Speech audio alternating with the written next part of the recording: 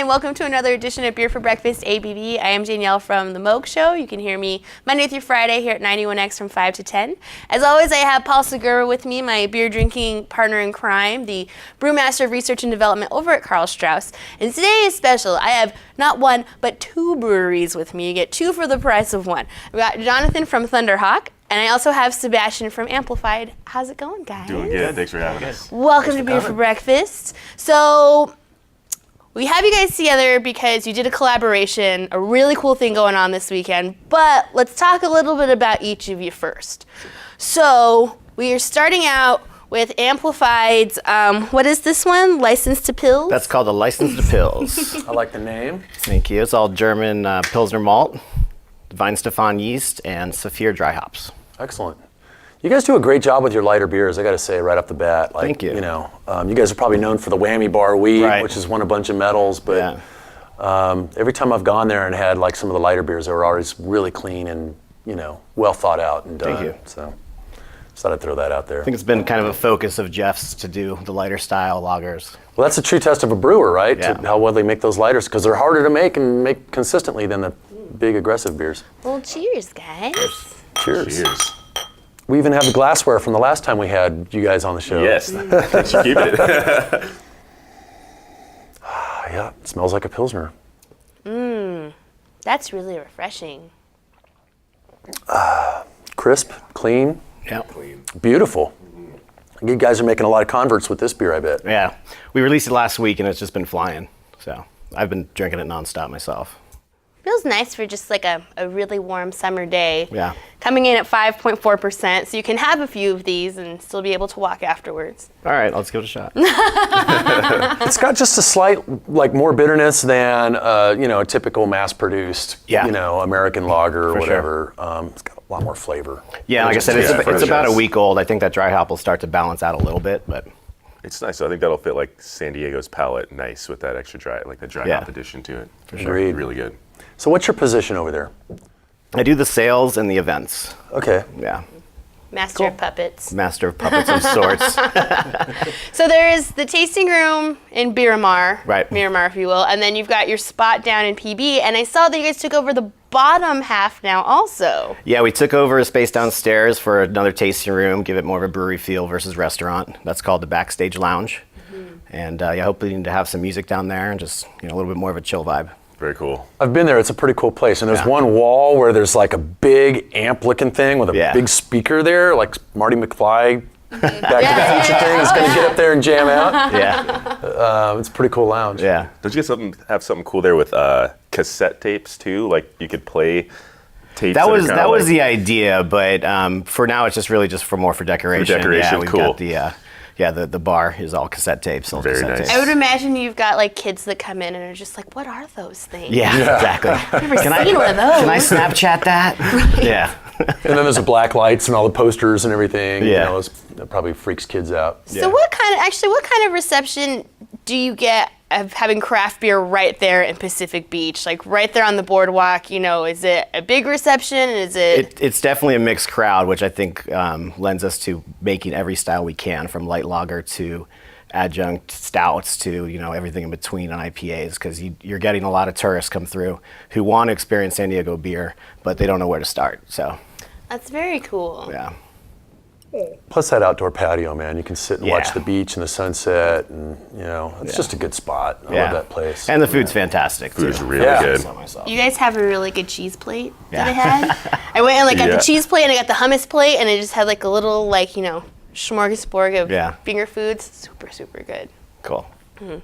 Awesome. Well, getting into our next beer, we're gonna feature Thunderhawk. Yeah, now. let's do our new hazy This double one, IPA. right? That's Yeah. it right there. Wow, big jump from a Pilsner to a... Yeah, we're other end of the spectrum, right? That's cool. So this beer's called Trappin'. It's our first attempt at a hazy IPA. It's named Trappin'. We actually made it the same day we had this LA pop-up kitchen called Trap Kitchen at the brewery. So we brewed it. We You brewed know, it that I just day. recently learned what a trap kitchen is. Oh, yeah? I didn't know what it was. So this is the This influence is in a way. exciting. Now I understand. Right? So it's 8.4%. We used about 17% oats in this, so it's got a really, kind of soft mouthfeel to it. That kind of thickens it up as well, right? It really kind of rounds does. it out, but also thickens it. Yeah, and kind of from, we took our time in approaching this style because we really hadn't had a whole lot of commercial instances up until a few months ago. And so after trying a bunch of stuff from the East Coast, kind of like the OG ones, the tree houses, trilliums, et cetera, and looking more deeper into like the recipe build, we just wanted to do something ground up, from the water profile, to the malt bill, to the hop additions, et cetera. So it was a fun beer to make, and we're stoked on it. It's a sneaky 8.4%. It's got a lot of really like bright pineapple, kind of papaya, tropical notes to it too. I was just going to say, I get the pineapple right off the bat. Yeah. What hop is that? So it's dry hopped. It's got a bunch of hops in there. It's Citra, Mosaic, Equinaut, Idaho 7. And I'm forgetting one more. What is the last one that we threw in there? There's a new hop called Azaka that's got a lot of pineapple. Is that in there too? That's not in there, but that is actually in the beer coming up. The Hop Puddin has some Azaka in it too. Man, I'm forgetting it. It's another one of those, kind of sexy New Zealand, Southern Hemisphere hops. But yeah, we're really happy with how it turned out and selling really well since Saturday when we launched it. So I know That's that really we've talked about this before, but remind me, what does dry hopping do versus, I guess, It makes the beer other smell hopping? pretty Okay. and sexy, like hops. So you're basically extracting oils and resins from the hops, everything on the beautiful lupulin glands. Okay. You're not going to extract bitterness. You're pretty much just extracting the a aromatics? little bit of flavor and a lot of aromatic. Yeah. So it smells fresh and smells hoppy. And you can totally, how fresh is this beer? It's like Keg Saturday morning. Wow. Tapped it. It's just popping. An hour later, right. You can smell it from here. Super fresh, right? And so Thunderhawk, you guys recently had your 1-year anniversary? It was in September, so we're kind of prepping for our 2-year now, which is exciting. The 1 year was a lot of fun. We had the routine come out and play, my little bros band, and solid performers here in San Diego. Little bro. Little big bro, as we like to say, yeah. So it was a good time. We didn't have ticket sales or anything. We kind of just said, hey, please show up and come grab a beer.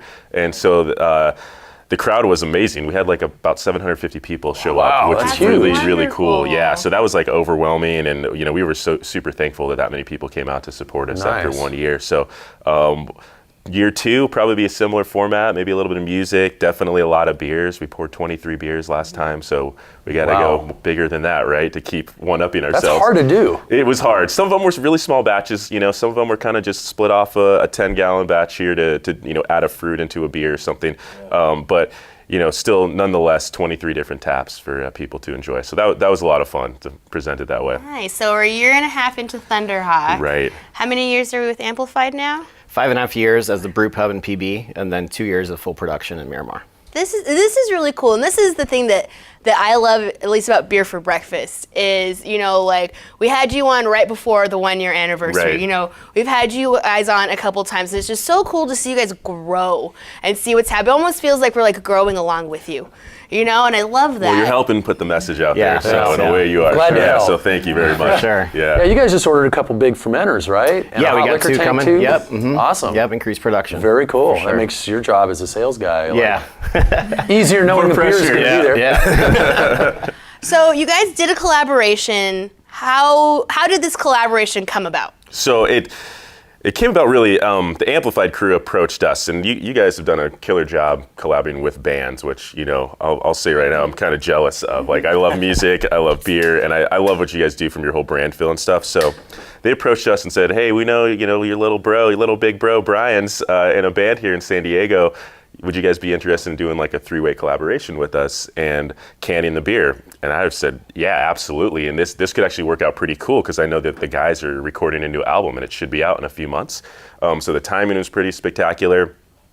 And we thought, well, let's try to incorporate the album with the beer. And so we're all sitting around. I think all of us, the Amplified and Thunderhawk team, like had this little meeting before, and we're all stoked. And then I call up the routine. I'm like, so what's the album name? And they're like, Puddin. And we're like, oh, okay. so we already like, all right, we're gonna do an IPA because it's gonna be in a can. It's a summer beer. Yeah. And they're like, yeah, we're thinking maybe we can do some chocolate beer. And we're like, oh, well, let's see if we can make this all work. So then it became research and pudding flavors.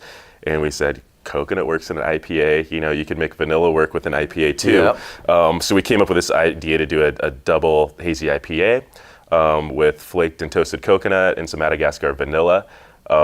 Used London 3 yeast to kind of build, again, that fruity profile. And then we used Hopsteiner experimental, I think it's 6300 hops. And they're really interesting. All the flavor notes are vanilla, coconut, chocolate. I get coconut like instant. Totally do. Crazy. And there's big coconut flavor in there from the shavings, but like having tried it before that, it was already a little present. So I think it's melded together really nicely to make this kind of fun hop pudding. Yeah. Danielle, would you say the proof's in the pudding? I would say so. You're so dad. You're so dad. You're such a dad. Oh my goodness. See, there it is. Even the disc liked that one. Well, so that joke was a flop. There we go. There it is. Right, so when you do these types of beers, you know, a collaboration with a band or an artist of some sorts, and they have these ideas for what they want, how important is it to like guide them to something that is realistic? I think like all of us were on the same page about wanting to make, you know, not only like their album a success and like help push the album with this, but make the beer a success too.